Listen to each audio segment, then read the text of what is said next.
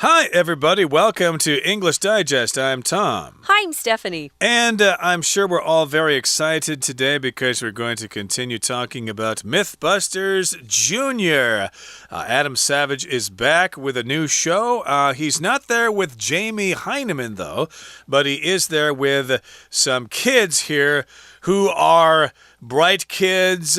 They are kids in accelerated classes or whatever. I would say they're a bunch of smarty pants. They're really smart, yeah. I wouldn't say they're smarty pants. That kind of means they're, sort of obnoxious. Not smart, Alex, but smarty pants. Oh, could be both, yeah. Could be. Well, anyway, they're bright kids here. They're among the brightest kids in the U.S. And last time, of course, we talked about one episode with Elijah, Allie, and Valerie. And their task was to figure out if you could pull one block of a Jenga tower out and not topple over the Jenga tower. I think Jenga is a game that is known here in Taiwan. I've seen people play it, or at least I've seen them. Oh, you have? I've seen them for sale, at least, in the toy stores around. So it is around. I think people know what it is. It's fun. But in any case, that's the question. Can you pull one little Jenga block out from the bottom and not knock over the tower? Well, I guess we're going to continue looking at their experiment in today's program and find out if they're successful or not. Yeah, I was saying, I wonder who actually comes up with a successful solution. And I guessed the right person. Let's go ahead and read through today's article, and then we'll be talking about the kids and who was successful after all their, attempts at solving this.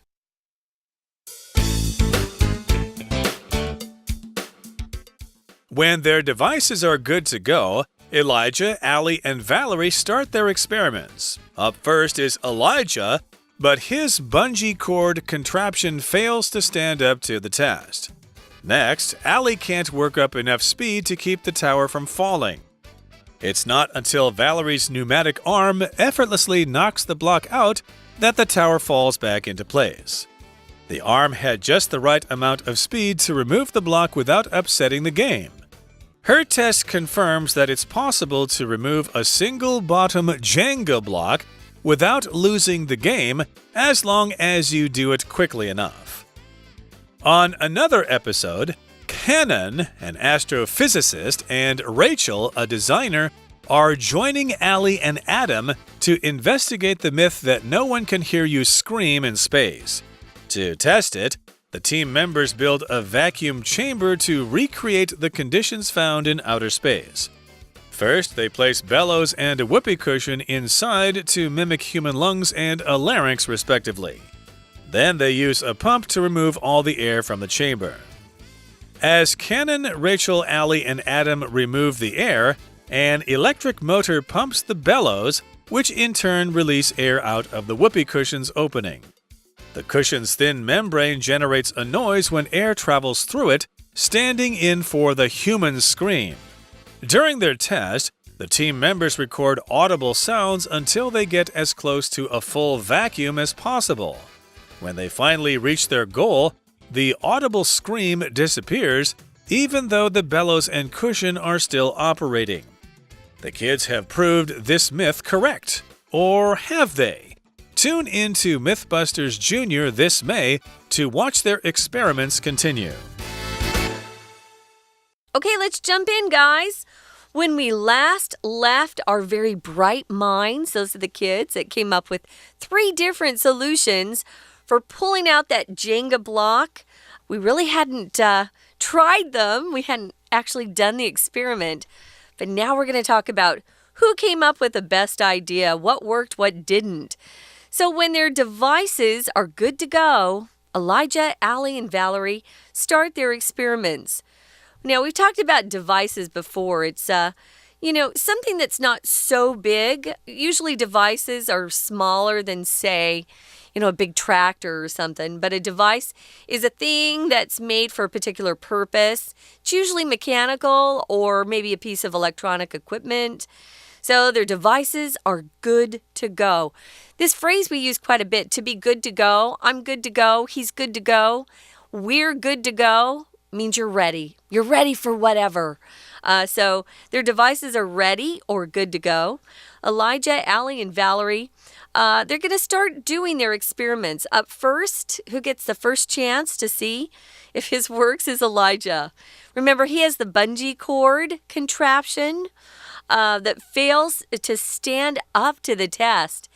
If you stand up to something, it means you succeed in whatever obstacle is in front of you. Stand up to. A lot of times, kids have to deal with bullies in school. But if they stand up to the bully and don't back down and say, "You're not going to treat me like this," they oftentimes will get the bully to back down. Because bullies really aren't very courageous.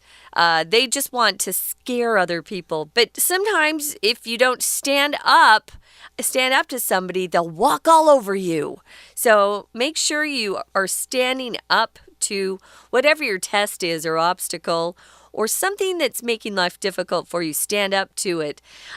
His bungee cord does not stand up to the test, which means it fails. It has failed the test, so of course Elijah has to bend his head down in shame. His contraption failed. I'm sure it's okay, though. This is science. They're all trying to find the answer to these questions. It's on TV, though. A lot of people are seeing his failure. Kind of embarrassing.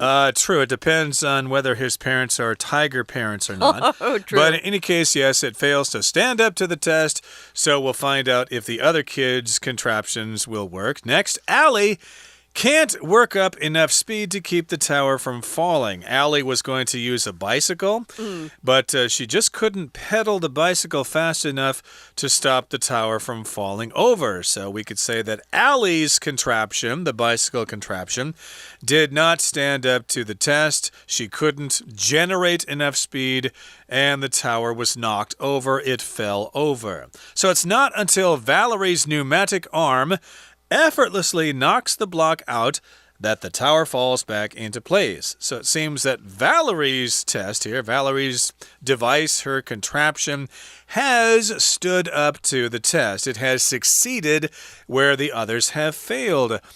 She's got this pneumatic arm. Remember, it's an arm that's using air pressure. Okay, and that arm is able to generate the correct amount of speed to knock that block out of the tower, and maybe the tower wavers back and forth a little bit, but it still remains standing. So her idea was successful. Yay, Allie, good for you. No, I think it's Valerie, right? Oh, I'm sorry, Valerie, yes. Valerie's device worked. Allie's failed, but I'm sure Elijah and Allie are happy for Valerie here.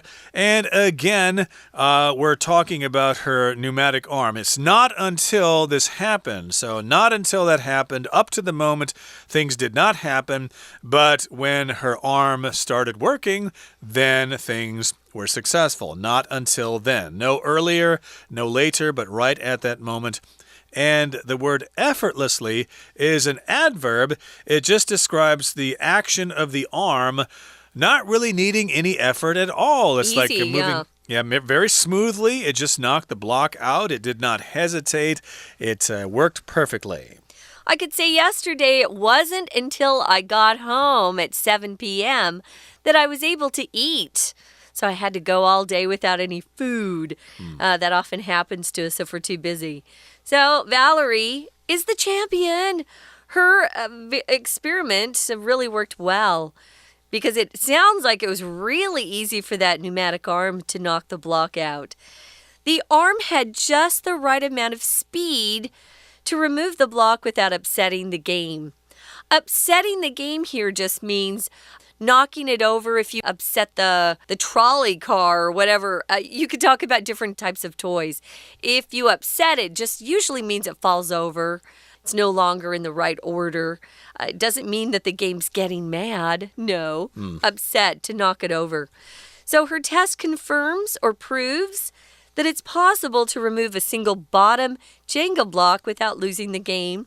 But the key to all of this is getting it out as quick as you can. I guess Valerie's experiment would work, and I was right. Sounds like it's a pretty cool. I wonder if they were able to do some mathematical calculations there. Yeah, I wonder. Figure out, the friction involved with the block moving out from the stack, the speed, how fast it was or how slow it could be, the characteristics of the wood or whatever. They probably could have done all sorts of different calculations, but they just came up with these contraptions, and it turns out that Valerie's contraption was successful. So see if you can all figure out a way to put this to practical use in society, in the world. And if you can, maybe you can come up with some invention, sell your invention, and make a ton of money. There could be money made in this. It's not just a waste of time, okay? It probably has some scientific applications. Now, let's move on now to the next episode here. We've got some guests on another episode. We've got Cannon, who is an astrophysicist, somebody who knows stuff about astronomy and physics and the stars and the speed of light and the theory of relativity and stuff like that. And then we've got Rachel, a designer. Well, they are joining Allie and Adam to investigate the myth that no one can hear you scream in space. Okay, maybe you've heard about this. Many, many years ago, there was a series of movies called the Alien movies. And Aliens with Sigourney Weaver. Yeah, she was the heroine in those movies. The first one came out, Alien. I didn't see that one. I understand it was kind of boring compared to the other ones. Oh, really? But in any case, its byline or its slogan was, "In space, no one can hear you scream." Ooh. And that, of course, refers to the fact that space is a vacuum. There's no air there, and sound does not travel in a vacuum.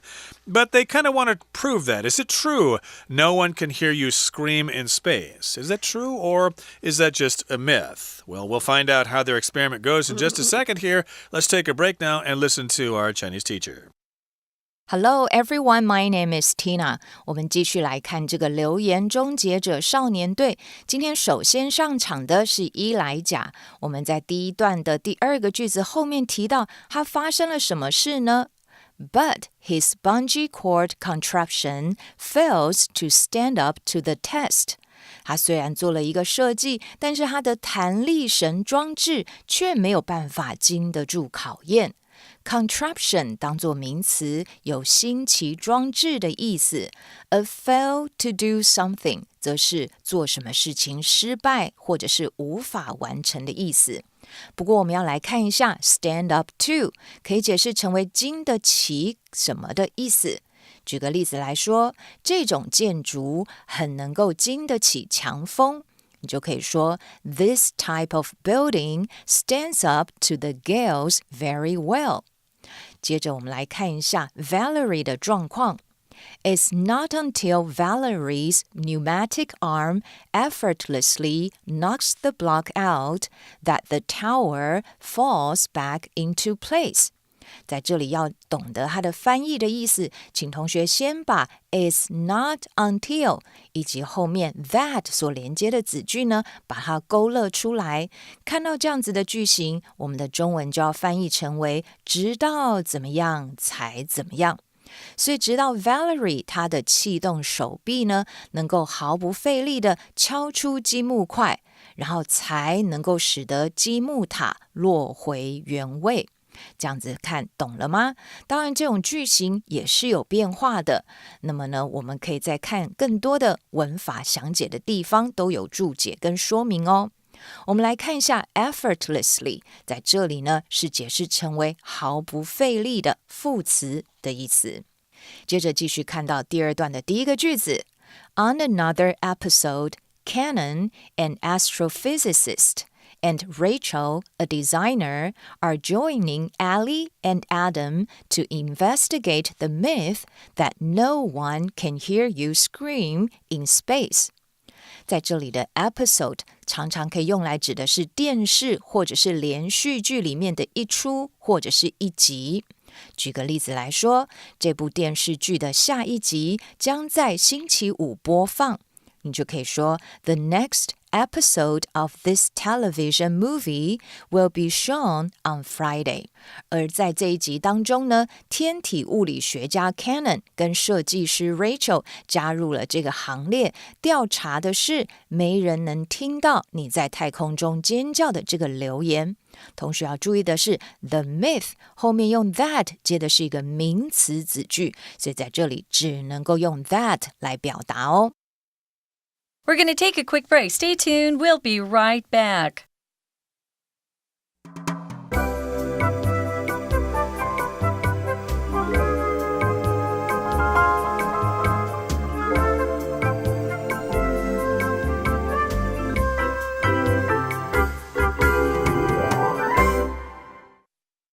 Okay, everybody, let's continue. We're trying to find out if you can be heard if you scream in space. We're not all going to have that opportunity. I know I'm certainly not going to go up into the International Space Station and then go out into the vacuum of space and expose myself to all those cosmic rays just to find out if someone will hear me scream out there.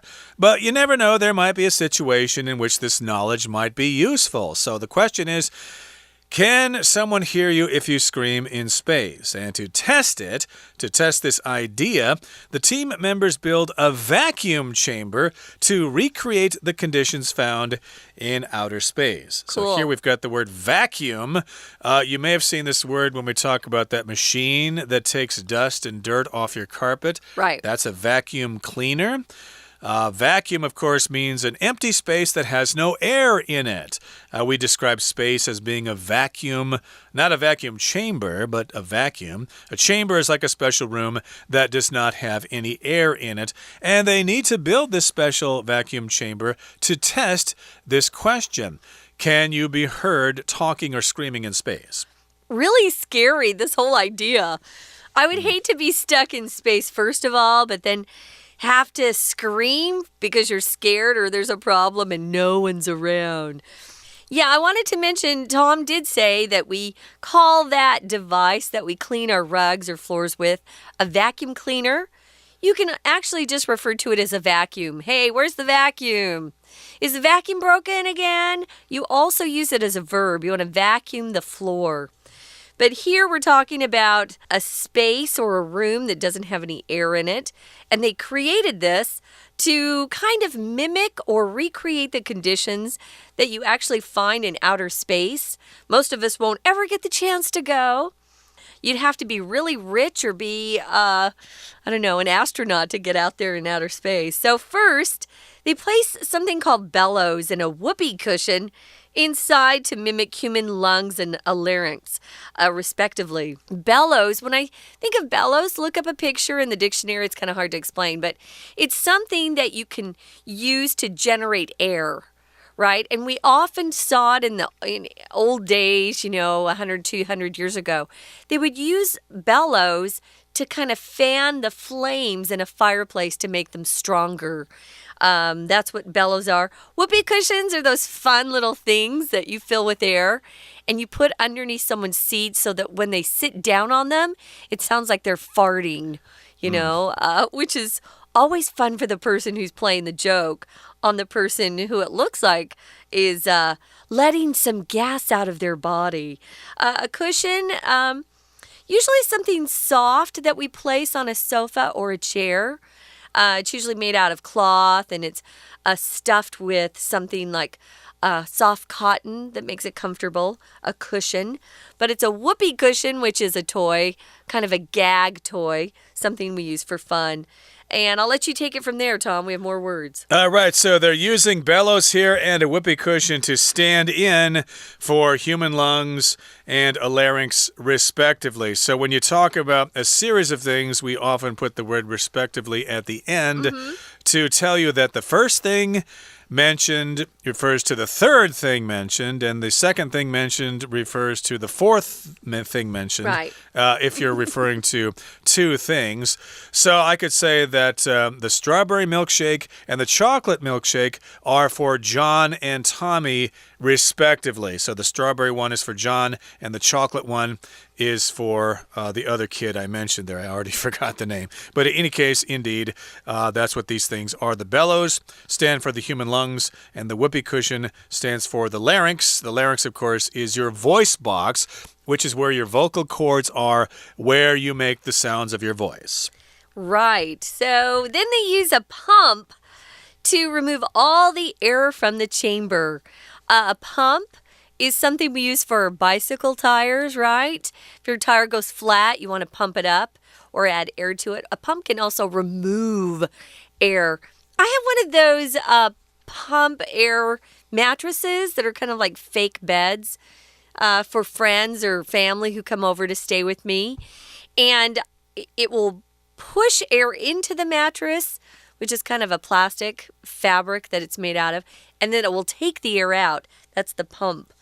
Now, here we've got the kids, Cannon, Rachel, Allie, and Adam. They remove the air, and then they've got an electric motor that keeps those bellows pumping, which in turn release air out of the whoopee cushion's opening.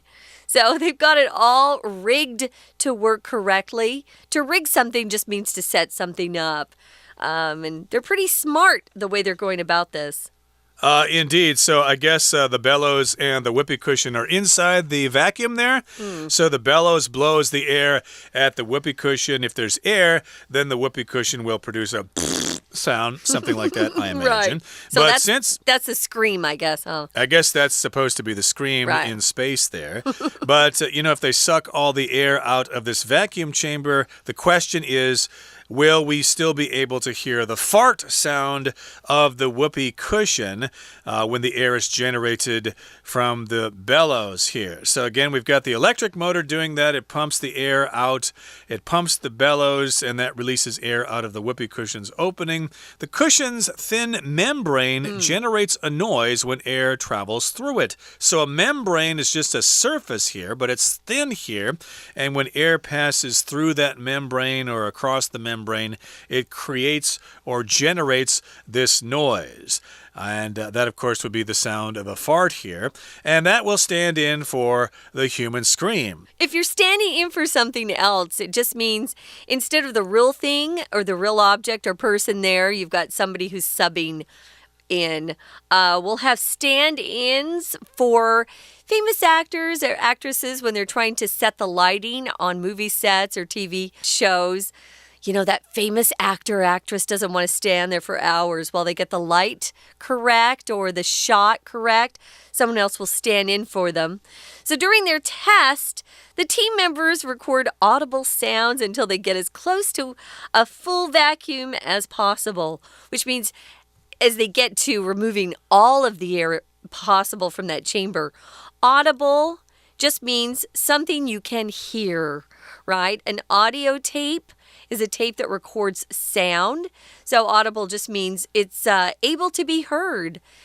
Some sounds are so high that the human ear can't hear it. It's not audible to us, but it would be to dogs, for example. Yeah, I've experienced hearing loss as I'm getting older here, so a lot of higher sounds are inaudible to me now. You can put the prefix there, inaudible, to mean you cannot hear it. Right. Some sounds are inaudible to humans, but they are audible to dogs. Dogs can hear really high pitches, so of course they record sounds that you can hear, audible sounds, until they get as close to a full vacuum as possible. So they keep testing it with sounds. Can you still hear the sound? Can you still hear the sound? Right. No, I can't hear it anymore. That means we have a full vacuum, or at least as close to a full vacuum as possible. So it sounds like the Alien movies were correct. If you scream in space, no one can hear you. That's kind of scary. I think all the air would get sucked out of your lungs, too, so you probably wouldn't be able to scream in the first place. That's scary. Maybe if you clapped your hand, you might create a sound, but I doubt anybody would hear that as well. So when they finally reach their goal, the audible scream disappears, even though the bellows and cushion are still operating. So yes, the bellows are still blowing the air at the whoopee cushion, but there's no sound. So if they have proved this myth correct, or have they? Yeah, we don't really know for sure. We're not going to spill the beans here. We're not going to give away the ending. Yes, we're not going to let the cat out of the bag. No. We're going to oblige you to watch this program on your own. But what the heck, you want to do that anyway. Watching TV shows is still fun. You don't have to watch everything on your smartphone. Well, you could probably actually watch this show on your smartphone as well. Better to watch it on TV, guys. So tune in to Mythbusters Jr. this May to watch their experiments continue. Probably give you some good ideas, guys, for school yourselves. Right now, we're going to listen one more time to our Chinese teacher. 接着我们看到下一句 To test it, the team members built a vacuum chamber to recreate the conditions found in outer space. 所以为了要测试呢，这个团队成员打造了一个真空室来再现重新再创造外太空所会看到的状态。我们先来看一下 vacuum 这个字。Vacuum 这个字呢，当作名词有真空的意思，所以吸尘器英文就叫做 vacuum cleaner。热水瓶、保温瓶也可以称之为 vacuum bottle。而他们创造的是一个真空的一个房间 chamber 来呢重现外太空的状态。OK， 接着呢，我们再来看到最后一段中间的句子。The cushion's thin membrane generates a noise when air travels through it, standing in for the human scream. 在这里的 membrane 指的是薄膜，所以当气体穿过坐垫的薄膜的时候呢，它产生噪音，就可以用来代替人类的尖叫声。这里的 generate 有产生的意思，譬如说我们常常用呢这个矿物燃料来发电，我们就可以说 to generate electricity from fossil fuels。而在这里呢，透过这样子来产生用来替代，我们就用了这个片语 stand in for。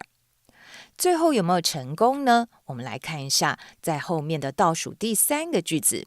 When they finally reach their goal, the audible scream disappears, even though the bellows and cushion are still operating. 当他们终于达到目标的时候，即便风箱和坐垫仍在运作，但可以听见的尖叫声则是消失了。在这里的 audible 也就是有可听见的或者是听得见的意思。举个例子来说，机器的噪音声很响，它的声音几乎听不见，你就可以说 His voice was barely audible above the noise of the machinery。 而另外一个跟它很像的形容词 audio A-U-D-I-O 则是解释成为听觉的声音的意思。我们接着来看到最后一句 Tune in to Mythbuster Jr. this May to watch their experiments continue. 所以就要请大家收看今年5月的流言终结者少年队，来看看他们的实验是如何的持续下去。OK， 以上就是今天的课文讲解，谢谢收听。That's it for today, everybody. Thank you for joining us, and please make sure you join us again next time. From all of us here at English Digest, I'm Tom. I'm Stephanie. Goodbye. Bye.